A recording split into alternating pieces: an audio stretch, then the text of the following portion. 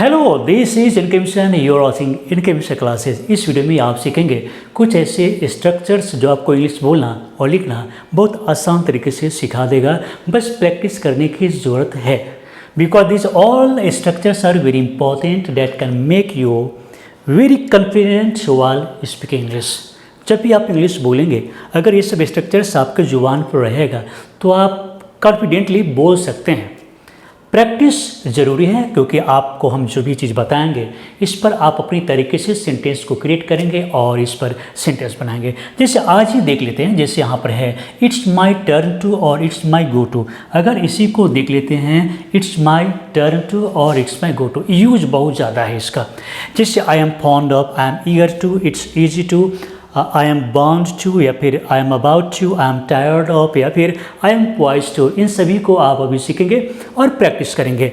अगर अब हम यहीं पर देख लेते हैं कि इट्स माई टर्न और इट्स माई गो, इसका यूज़ कैसे करेंगे? क्योंकि इसके साथ में इन्फिनिटिव का यूज़ करना है, इट्स माई टर्न टू या फिर इट्स माई गो टू। गो अगर देखते हैं तो थोड़ा सा आश्चर्य जरूर लगेगा कि माई के बाद में गो कैसे हो गया। आई गो, ही गोज, यू गो, ऐसे तो होता है, लेकिन माई गो कैसे हो गया? तो यहाँ पर गो नाउन है और इसका मतलब हुआ टर्न, इसका मतलब है बारी। जैसे मान लीजिए कि 10 स्टूडेंट्स है और स्टेज पर स्पीच देना है, जिसमें आप भी हैं और मैं भी। आप स्टेज पर गए हैं और उसके बाद मेरा नंबर है, तो हम बोलेंगे it's my turn to go on the stage to deliver speech. तो यहाँ मेरा नंबर है, अब मेरा नंबर है का मतलब है कि मेरी बारी है। तो हम क्या करेंगे, यहाँ पर मेरी बारी, किसी काम को करने की अब आपकी बारी है, आपका नंबर है, तो हम क्या बोलेंगे, it's my turn to, it's my go to. Sentence के जरिए देख करके आसान तरीके से समझ सकते हैं। जैसे अगर सेंटेंस को देख लेते हैं तो it's my turn to show what I can do. अब मेरी बारी है कि अब मैं क्या कर सकता हूँ या दिखाने की अब मेरी बारी है। It's your turn to support others, दूसरों को मदद करने की बारी अब आपकी है। या फिर it's his go to apologise, माफ़ी मांगने की बारी अब उसकी है। या फिर it's my go to challenge my self, खुद को चुनौती देने की बारी मेरी है। या फिर it's my turn to forgive him, का मतलब है कि अब मेरी बारी है उसे माफ़ करने की। तो यहाँ पर क्या है कि माई टर्न और माई गो दोनों एक है। आप चाहें तो आप इट्स गो का प्रयोग कर सकते हैं, जैसे it's his go, it's his turn, ऐसे बोल सकते हैं। यहाँ पर देखेंगे जैसे आई एम फॉन्ड ऑफ का मतलब है शौकीन होना, किसी चीज़ की शौकीन है। मान लीजिए कोई भी चीज़ आपको बहुत अच्छा लगता है, कोई काम करना खाली टाइम में, जैसे आप कुछ कर रहे हैं, मज़ा आ जाता है उस करने में। जैसे I am fond of reading books, मान लीजिए किसी को किताब पढ़ने में मज़ा आता है, तो वो क्या बोलेगा, वो बोलेगा आई am fond of reading books. किसी को चाय पीने में मज़ा आता है तो वो बोलेगा आई am fond of taking tea. उसी प्रकार से देखते हैं यहाँ पर, जैसे I am fond of spending time with my friends, मुझे अपने दोस्तों के साथ समय बिताने में मज़ा आता है, मैं दोस्तों के साथ समय बिताने में शौकीन हूँ। किसी काम करने में मज़ा आता है, शौकीन होना, शौकीन हूँ, यानी कि किसी काम को करने में आपको मज़ा आता है। She is fond of watching movies on weekends, का मतलब है कि उसे सप्ताह के अंत में मूवी देखना अच्छा लगता है, उसे मज़ा आता है। They are fond of gardening, उसे बागवानी करना अच्छा लगता है, उसे बागवानी करने का बहुत शौक़ है। तो किसी काम को करने का आपको शौक़ है तो फॉन्ड ऑफ का यूज़ करेंगे। मतलब यहाँ पर जो आई है, यहाँ पर सब्जेक्ट होगा, एम है, यहाँ पर is are am was and were का यूज होगा, और उसके बाद फॉन्ड ऑफ का यूज होगा। उसके बाद हम यहाँ पर किसी वर्ब में आईएनजी लगा करके जीरन का यूज करेंगे। इससे भी देख लेते हैं, जैसे आई एम ईगर टू, याद कर लेते हैं आई एम ईगर टू। कुछ ऐसे रोचक काम होते हैं जिसे करने का मन करता है, या फिर मन करता है कि कल उस काम को न करके चलो आज ही करते हैं। किसी काम को करने के लिए उत्सुक होने का बोध कराना है। जैसे मान लीजिए सेंटेंस के जरिए देखते हैं, I am eager to learn new skills, का मतलब है मुझे नई कौशल सीखने की उत्सुकता है या मैं न्यू कौशल को सीखने के लिए उत्सुक हूँ। मान लीजिए कि आज आपको कंप्यूटर कोर्स के लिए ज्वाइनिंग करना है और इसमें अगर रुचि है तो आप एकदम उत्सुक रहेंगे कि चलो आज जल्द से जल्द क्लास में पहुँचते हैं और हम सीखेंगे, प्रैक्टिस करेंगे। She is eager to meet new people, वह नए लोगों से मिलने के लिए उत्सुक रहती है। अगर नए लोगों से, कुछ लोगों को नए लोगों से मिलने में हेजिटेशन होता है, संकोच होता है कि कैसे बात करेंगे, क्या बात करेंगे, लेकिन कुछ लोगों को उत्सुकता रहती है तो हम बोलेंगे I am eager to meet new people. उसके बाद he is eager to make a positive impact, वह एक सकारात्मक प्रभाव छोड़ने के लिए उत्सुक है, सकारात्मक प्रभाव बनाने के लिए उत्सुक है। उसी तरह यहाँ पर देखेंगे I am eager to achieve my goal, मैं अपने लक्ष्य को प्राप्त करने के लिए, पाने के लिए क्या हूँ, उत्सुक हूँ। या फिर I am eager to start my new job, मैं अपने न्यू जॉब को शुरू करने के लिए उत्सुक हूँ। तो किसी काम को करने के लिए आप में बेचैनी है, मन करता है कि चलो इस काम को करें जल्दी से, तो उसमें आप ईगर टू का यूज़ कर सकते हैं ERM के साथ में। सब्जेक्ट कोई भी हो सकता है। अगर आपको कोई काम करना बिल्कुल आसान लगता है तो आप बोलेंगे इट्स ईजी टू, आसान है, आसान, आसान है। कोई काम करना आसान है तो उसमें आप बोलेंगे इट्स ईजी टू।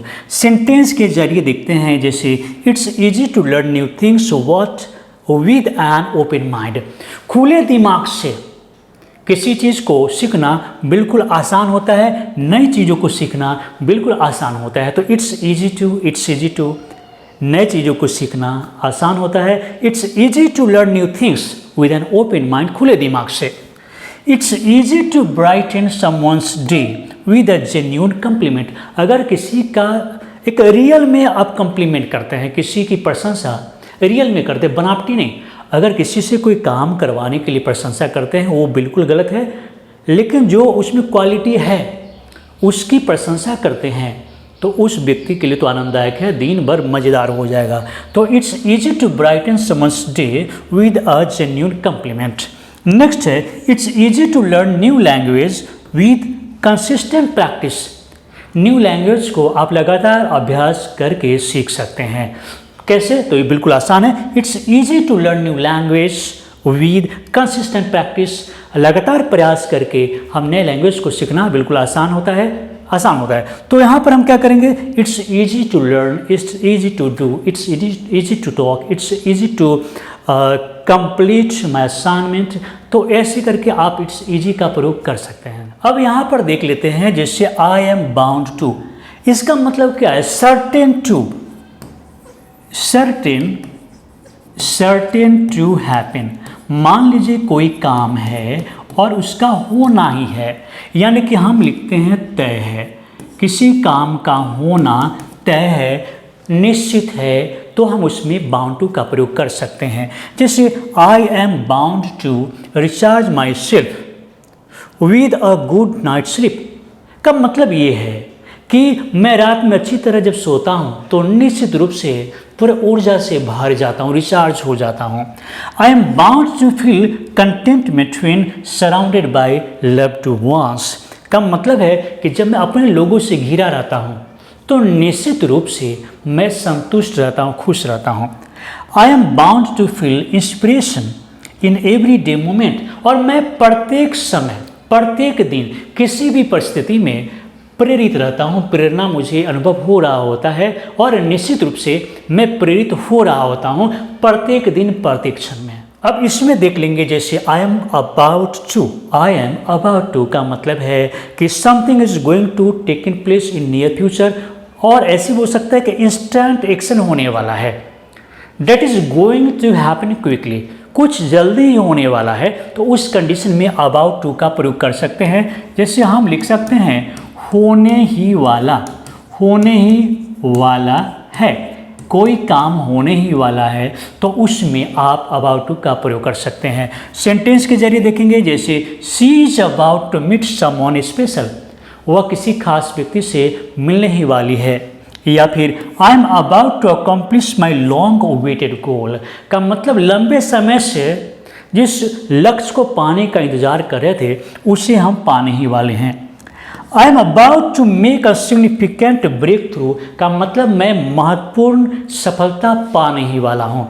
तो इससे आप अलग अलग तरीके से बोल सकते हैं, जैसे किसी काम को आप करने ही वाले हैं, कुछ घटित तो होने ही वाला है, उसमें subject is are am about to और प्लस ओवर वन का प्रयोग कर सकते हैं। यहाँ पर देखेंगे जैसे आई एम टायर्ड ऑफ का मतलब होता है कि आप किसी काम से ऊब जाते हैं, मन ऊब जाता है कि काम को करते करते, मन थक जाता है कि काम को करते करते, तो इसमें आई एम टायर्ड ऑफ का यूज़ कर सकते हैं। ऊब जाना यानी कि आप किसी काम को करके मन ऊब जाता है। जैसे हम देखेंगे I am tired of the same old excuses.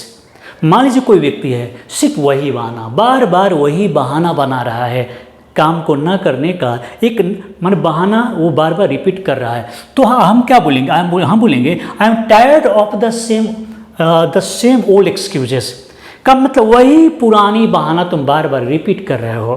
Next है आई am tired of repeating the same mistake, और मैं एक ही गलती को कर करके ऊब चुका हूँ, मुझसे बार बार वही गलती होती जा रही है। नेक्स्ट है आई am tired of dealing with the same problems again and again, वही समस्या, सेम समस्या को बार बार सॉल्व करके, निपटा करके हम बार बार ये सब करके बोरिंग होते जा रहे हैं, बोरिंग हो रहे हैं। तो हम क्या करेंगे, हम यहाँ पर देखेंगे फिर से आई am tired of dealing with का मतलब ये सेम समस्या को निपटा करके समाप्त करके मैं ऊब चुका हूँ। तो किसी काम को करके आप ऊब जाते हैं तो उस कंडीशन में आई एम टायर्ड ऑफ का भी यूज कर सकते हैं। रेडी टू डू समथिंग को बोलना है, जैसे मान लीजिए आप बोलते हैं I am ready to do this work, तो हम यहाँ पर वॉइस टू का यूज कर सकते हैं। जैसे हम लिखेंगे रेडी टू डू समथिंग। कोई व्यक्ति है जो किसी काम को करने के लिए तैयार है, तो हम क्या करेंगे, जैसे I am poised to take on new challenges with confidence, मैं नई चुनौतियों को मुकाबला करने के लिए तैयार हूँ पूरे विश्वास के साथ, कॉन्फिडेंस के साथ। I am poised to make a positive impact on those around me, मेरे चारों तरफ जो है, मेरे साथ जो लोग हैं उन पर एक सकारात्मक प्रभाव को छोड़ने के लिए मैं तैयार हूँ। I am poised to greet each day with a positive attitude का मतलब है कि मैं प्रत्येक दिन को सकारात्मक रवैये से अभिवादन करने के लिए तैयार हूँ, मतलब प्रत्येक दिन बहुत इंजॉय करके उत्साहपूर्वक जीने के लिए तैयार हूँ। तो पॉइज टू का प्रयोग भी आप देखेंगे कि जब भी आप खासकर इंग्लिश न्यूज़पेपर पढ़ते होंगे, एडिटोरियल पेज पढ़ते होंगे, तो आप देखते होंगे पॉइज टू का भी यूज आप अक्सर देखते होंगे। आप कमेंट बॉक्स में लिखे, हम आपके एक एक कमेंट को पढ़ते हैं, आपका नाम तक याद रखते हैं। तो ज़रूरी है कि हम जब भी कोई सवाल पूछे तो जवाब जरूर दीजिए। तो चलो दोस्तों, इस वीडियो को देखने के लिए, लाइक करने के लिए, इस वीडियो को शेयर करने के लिए, इस चैनल को सब्सक्राइब करने के लिए आप सभी को बहुत बहुत धन्यवाद।